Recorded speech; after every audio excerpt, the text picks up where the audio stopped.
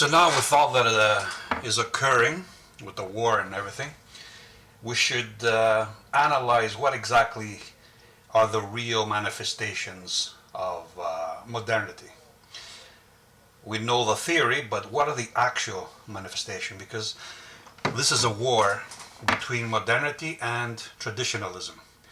In this case, they're attacking Islamic, Persian traditionalism, but they will attack all forms of traditionalism because they want to make the entire world in the image of the United States, which is the representation, the current representation of modernism, utopianism, techno-utopianism.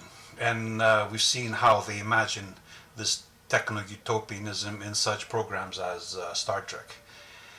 And we already see the repercussions of modernism in Europe, in Great Britain especially, that has wholeheartedly adopted Americanism. In a matter of a few decades, the British are being erased. What culture they had is gradually being eroded. Their populations are being replaced. We see the same in France. In a few years, you won't recognize the French culture. We already see in their soccer teams, their athletic teams, they don't look French, the teams.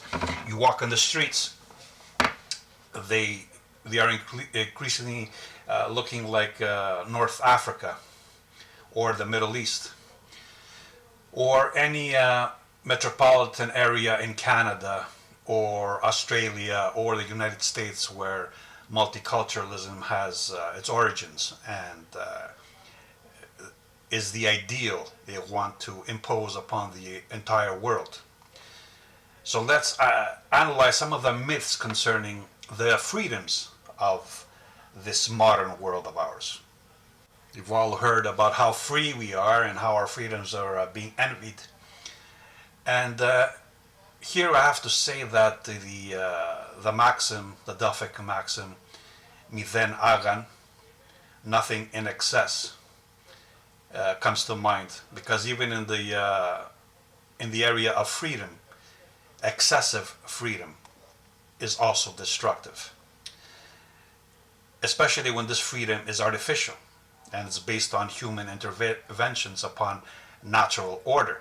And wherever man intervenes upon natural order, there are collateral negative effects which modernists don't want to look at. But I do. Behind every dark cloud there's a silver lining, and around every silver cloud there is a dark lining. And sorry for being the harbinger of negativity, but it's part of the truth. Is the bottle half full or half empty? Well, it's both. But if everybody keeps focusing on the fact that it's half full, because positive thinking, that's the modern way, positive thinking, they disregard the fact that it is also half full until somebody like me reminds them. So behind all this positivity, the liberation of women, our freedom, our capitalism, our full market shelves, our ability to do almost anything we want, to speak freely. That's in theory, of course, not in actuality. Do all these things have only positives? Do they have no negative effects? Let's see some of the negative effects. And let's begin with the liberation of women. Now, I've explored this topic in many of my monologues and my essays, but it is a core part of what we call the modern worldview. So we all celebrate the liberation of people, right? Freedom for all. And why shouldn't women have freedom? Is it all positive though? And we see some of the negatives of this positivity, this positive aspect of liberating women. Does Does it only have positive aspects, or are there negative collateral effects? I think there are many negative collateral effects. For one, and many feminists will deny this, the destruction of the family. Because the family is a human invention. There is no monogamy in our species. What Socrates said, I believe he said so, he called marriage a technology. That is logos given technique. And the imposition of monogamy upon a society is a necessary imposition, restriction of freedoms.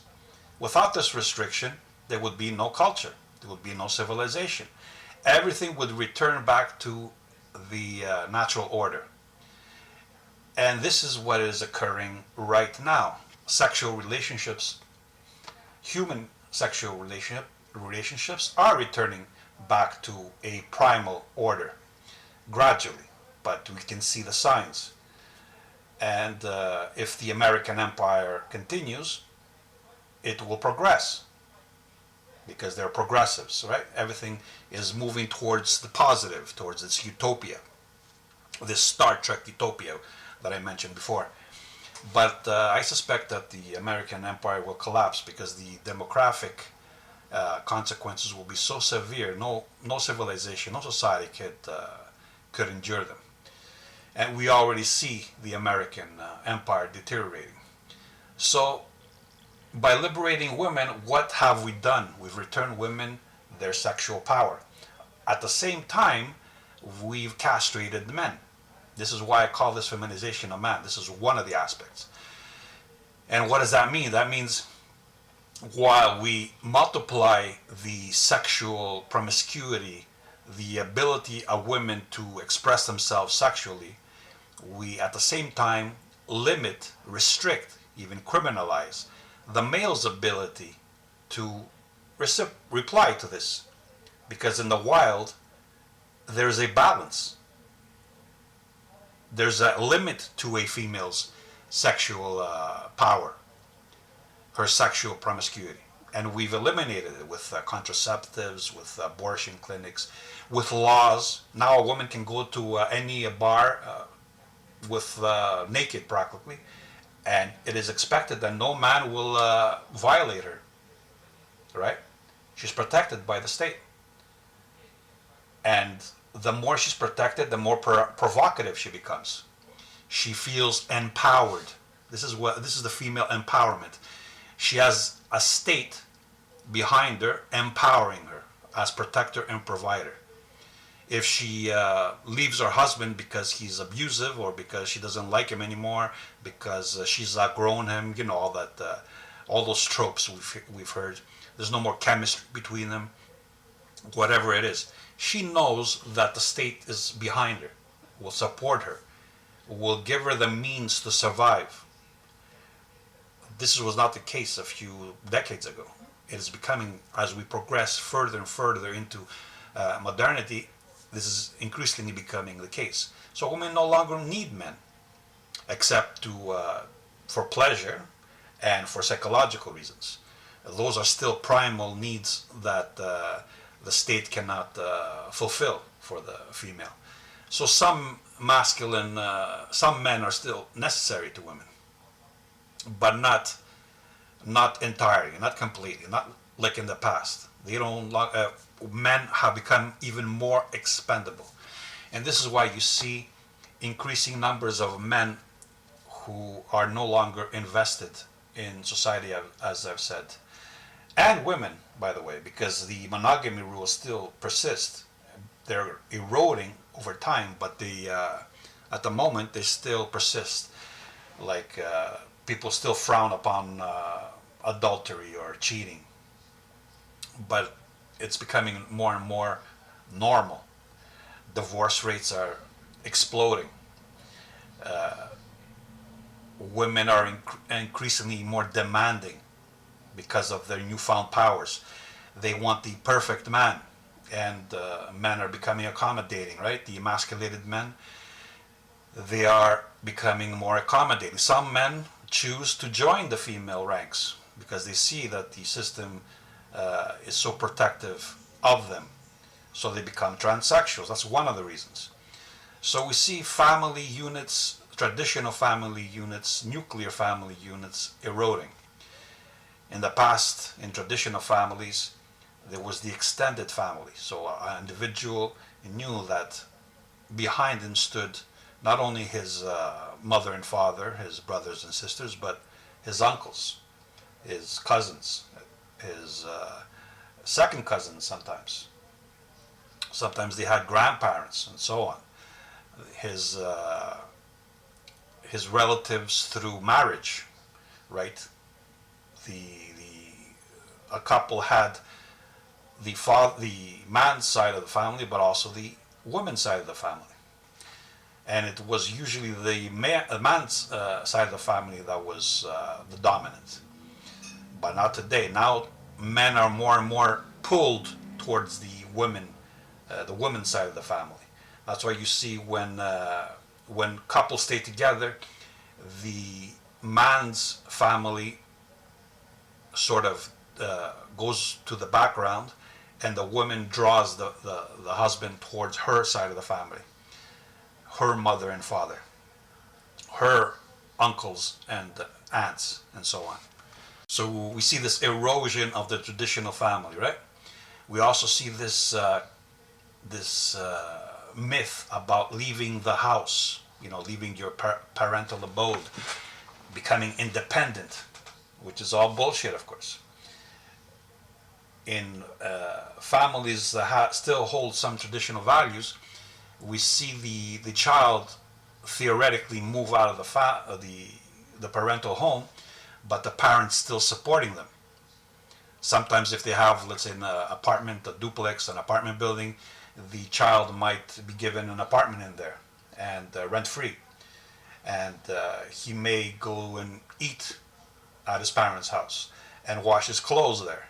Meanwhile, he's pretending he's independent, right? He's left the house because everybody in modern times looks down upon the child that stays with its parents, their parents. The trope of living with your in your mother's basement. Yeah, it's a shaming tactic. Like, you should not leave and become independent, right? Leave behind. Don't even just visit your parents like they do in the more progressed modern systems, like in the United States and in Canada and in Quebec, where at 18 the child leaves home and the parent no longer even supports them. Maybe some help here and there, and emotional support, but sometimes the parent doesn't even give a shit anymore. The child is completely cut off. And this is part of the modern system, because once the child is cut off, it becomes entirely dependent on the institutions, on capitalism. So he must make sure he can sell himself.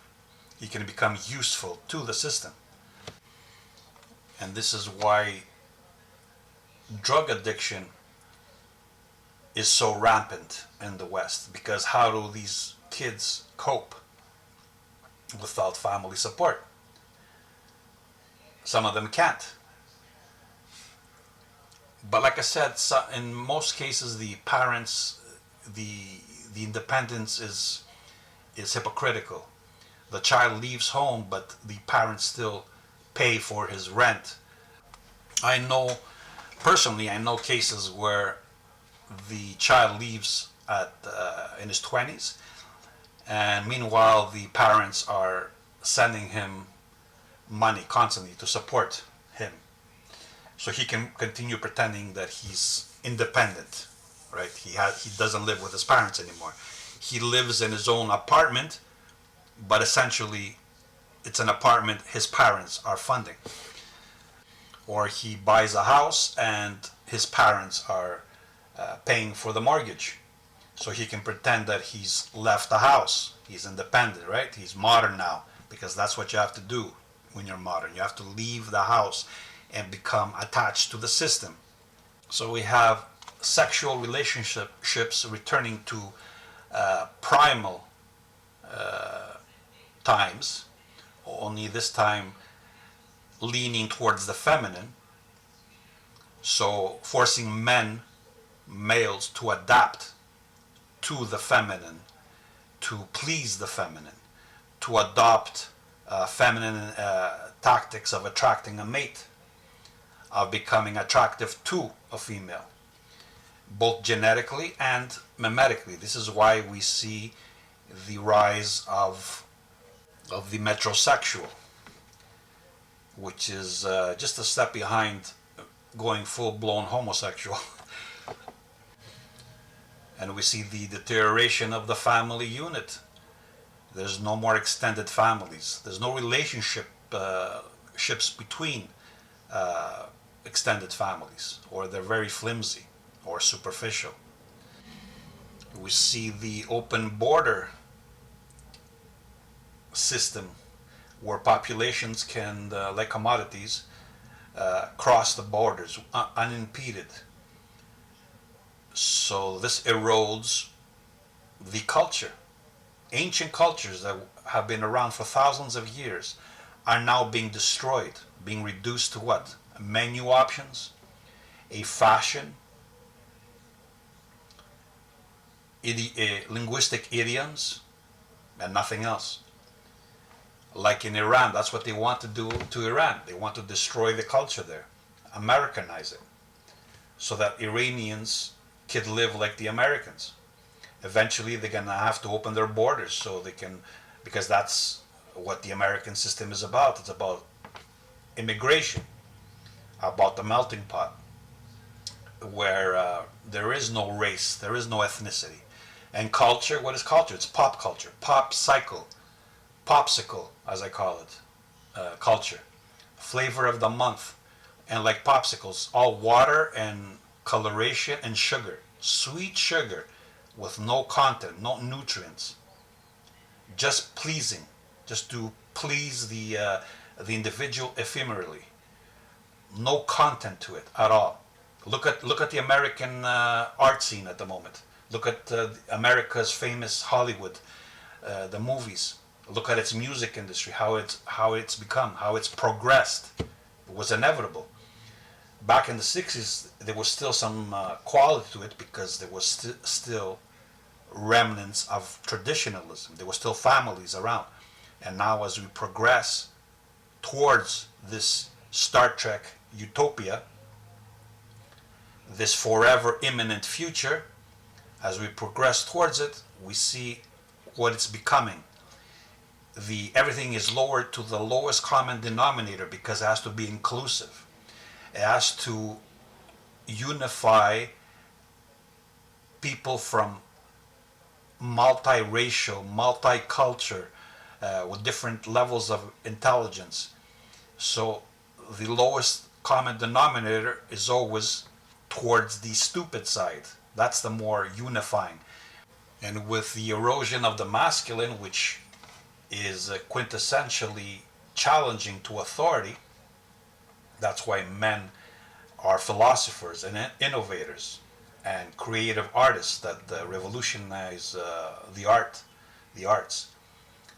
This is why, as male energy is being eroded, all of this art is reduced to the feminine, to emotionalism, to superficiality, to sex. All they talk about is love and sex. There's nothing else.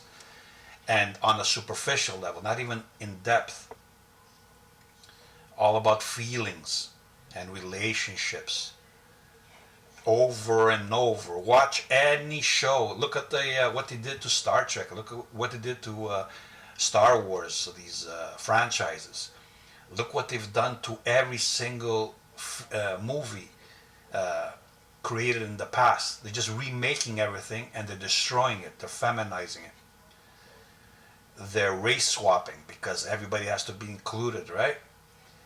The myth that blacks could create complex civilizations has to be maintained, even though it's a lie.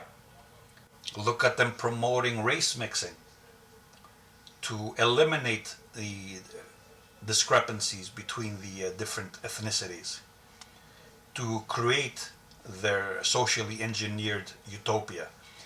It's not like race is a social construct. It's because they want it to become a social construct. It's not that gender is a social construct. It's that they want it to become a social construct. They wanted to make it into another product, another brand.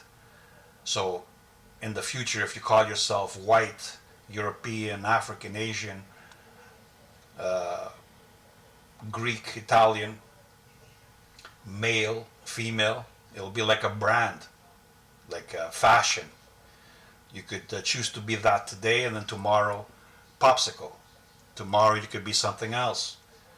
You could buy the attire, you could start ordering Chinese food and wearing Chinese, traditional Chinese clothes. Maybe you can get yourself an operation to look more Chinese. You can start talking with an accent. You might even learn Mandarin, and you can pretend to be Chinese. Even if you're Egyptian, you can pretend to be Polish, even if you're from Zimbabwe. That's where we're headed. So now most moderns will have no family. Many of them will have no sexual partners, no sexual experiences over time, because women, left to their own impulses, will choose to fuck specific kinds of men and and exclude the rest. I mean, this is part of the natural selection process. This time multiplied through technologies, because one of the limits to female sex, like I've said before in other monologues, is the fact that she gets pregnant, and is the fact that she's not strong enough to withstand a man, a male. So she has to appease him. She has to make alliances with males to protect herself from male aggression. But this is no longer the case, because the system is behind her, empowering her, quote unquote. And that's why I call it feminization of man, because the feminine is more preferable to modernity, because women are more malleable. They're more interested in social stability, because that's part of their reproductive role. They want peace, they want stability, they want to maintain whatever order exists. So the system prefers them, because they will always politically vote in support of whoever promises the status quo. They will never be revolutionaries. The only time a woman will be a revolutionary is if there's something wrong with her, some kind of trauma in her past, or if she senses that the power balances are shifting. So she wants to jump on the bandwagon early on so she can benefit from it. She's never going to become a revolutionary leader. She's never going to revolutionize the arts, the sciences, philosophy. That's not in her nature. Her nature is focused on maintaining stability, relationships, order. Whatever order is given to her, that's why the hearth, Hestia, was the goddess of the hearth. She was a female. The home requires a strong woman. There is no home without a woman who will maintain the cultures, the traditions she was given by men. That's her role, to keep the fire burning, so that the man can go out there and do what he does.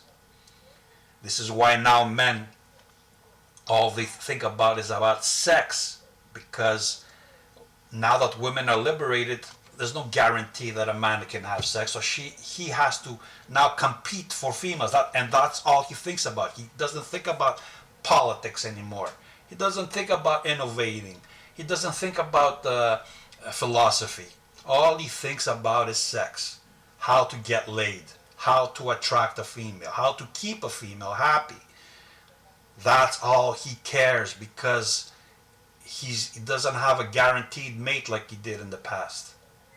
When I was young, my parents would, when they went out to visit other people in other homes, I remember, they used to have parties, let's say, and the women used to gather in the kitchen, and the men used to gather in the living room, and they were separate. It wasn't that the men prohibited the women from participating in their conversations, but it was a natural divide.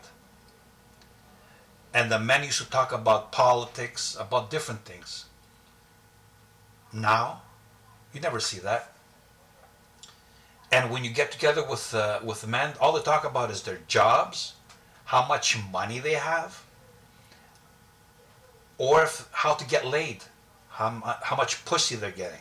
That's all they talk about. They don't talk about anything else. Why? Because they're obsessed with sex. Why? Because it's not guaranteed to them. So we're reverting back to the primal. So men now are constantly competing over pussy. And that's all they can think about, because getting money is about getting pussy.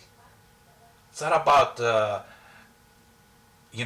creating a legacy and stuff like that. It's about getting pussy, attracting the best pussy, getting laid. That's all. Look at Trump. He's a classic case of the modern. Narcissistic, because he's so insecure. And many moderns are insecure. All they talk about is themselves. How they inflate themselves. How big their dick is. How big their portfolio is. How nice their car is. How many trips they've had. And another thing with the trips and the traveling, moderns have no sense of belonging to the earth. They have no soil. They're not connected to the soil. So they can move from place to place without feeling like they've lost something. They're wanderers. And who's a wanderer? I'm not going to get into that. The wandering who? Who was lost in the desert for 40 years supposedly and came out? Anyways, it's a wandering from one city to the next, because there's no connection to the place, to the topos. So one day they're living here, next year they find a job in another city, so they move there. They on Thanksgiving they get on a plane, they go somewhere else, another city. They're always vacationing. That's all they're thinking about: vacations, trips. And they think that because they've taken trips that they're sophisticated, they're cosmopolitan. Now they understood the places they've been to, right? And usually they visit these tourist traps, or they meet people from those countries who are just interested in getting money from them. They don't see the real people, how they live, how they think, what they think. They see what they want to see. They see an Americanized version of these places. When they go out in nature, what do they see? Do they see nature as it is? No, they see parks, well groomed, fenced, protected, groomed. And you think, oh, I've had a natural experiences. I saw a wild animal. Bullshit. It's a glorified zoo now. These parks. They're so disconnected from the earth, from nature, that this superficial experience is for them awe-inspiring. Everything for a modern is about image. Creating and maintaining image. The character or caricature, as opposed to the persona, the personality. These are my divisions. They're not in reference to any other philosopher. Freud, Jung, I don't give a shit about how they use these terms. The way I use these terms as personality is the innate, the inherited, based on organ hierarchies, which I've explained elsewhere. And the character is the social persona he cultivates. Genes and memes. The personality is genetic, and the character, the caricature, the social image is mimetic. The modern is entirely mimetic. He's all image. He surrounds himself with things because he's inside, he's empty. He has no sense of self. He has no sense of identity. He has no relationship with his own culture. Sometimes second generation individuals don't even speak the language of their parents properly. They speak American. I'm not even going to call that English. They speak they speak modernistic, and their brains is full of knowledge, but no understanding, no connections, no meaning, because meaning is about connectivity, connecting what you know to the real world. For them, it's all theoretical.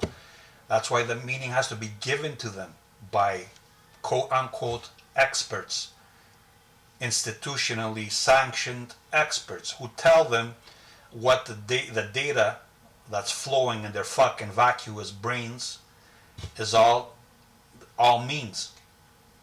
Their platonic skulls, the platonic cave of their skull is full of data and zero understanding. The only understanding they have, again, is the one given to them by the institutions that give them an understanding that suits them, their interests. One reason the family had to be destroyed was because the father was always the carrier of tradition, the representation of tradition, of the past. And the system can't allow a competing tradition to contradict it.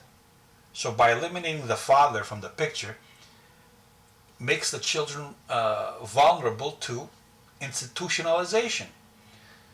So now the only source of meanings is from the institutions, which are always promoting modernistic values, American values.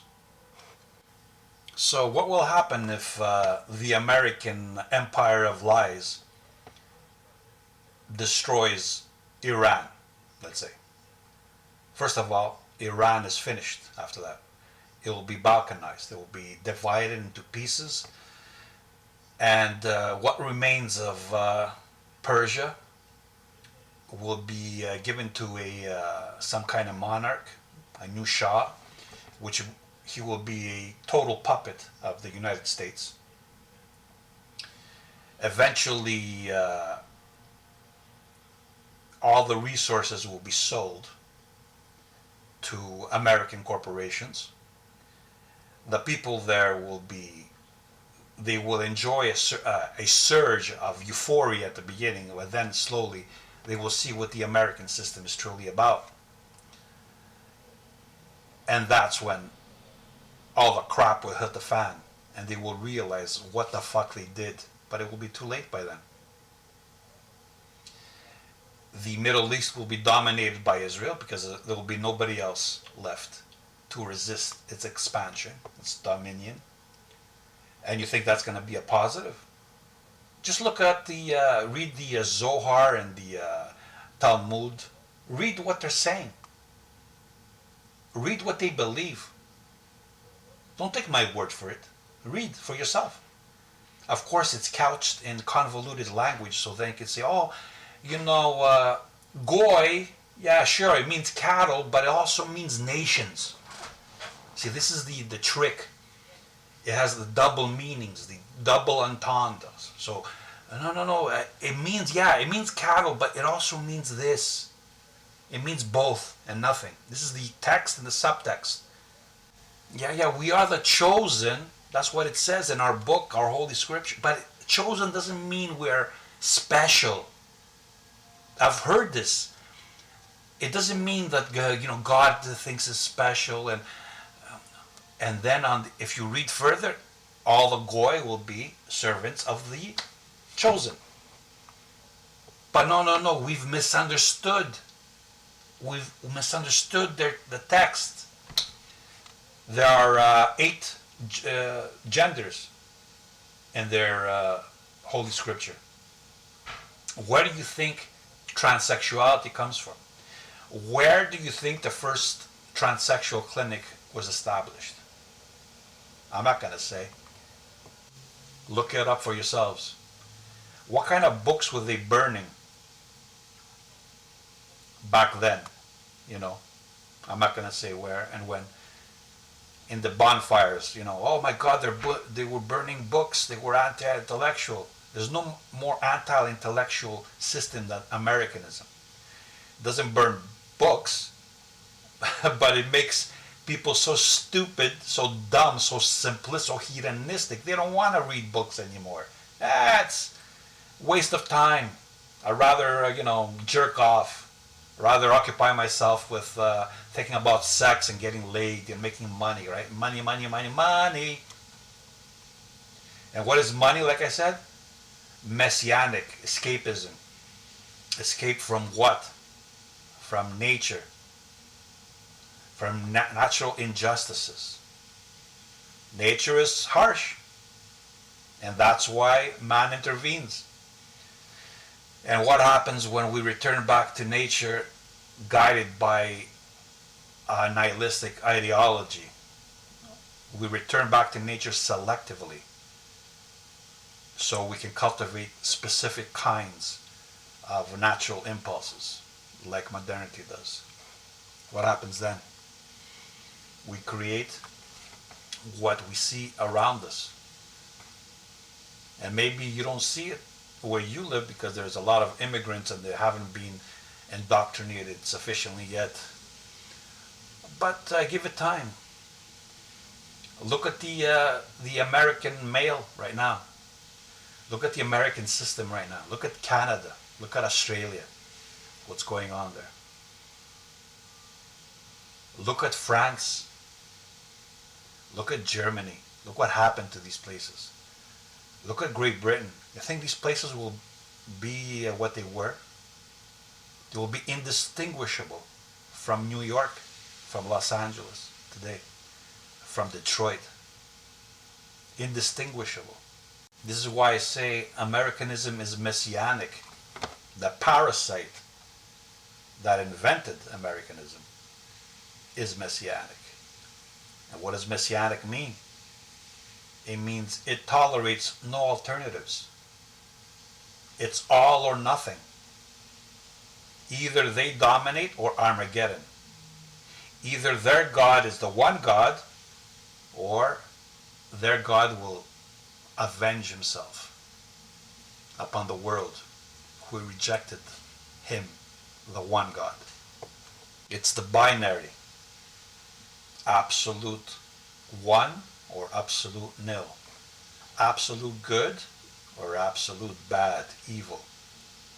This is their dichotomy. Look at the United States.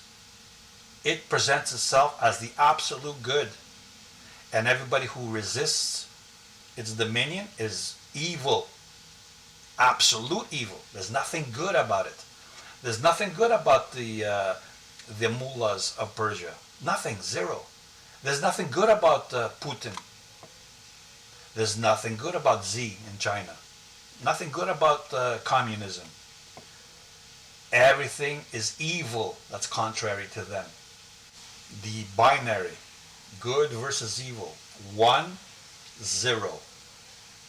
And it comes natural to the human brain because it's evolved to think in those terms. That's why simpletons understand it easily. That's all they can understand. They don't understand nuances, fractions. They only understand absolutes. 1, 0. You have to be more sophisticated, artistic to grasp the nuance between 1 and 0.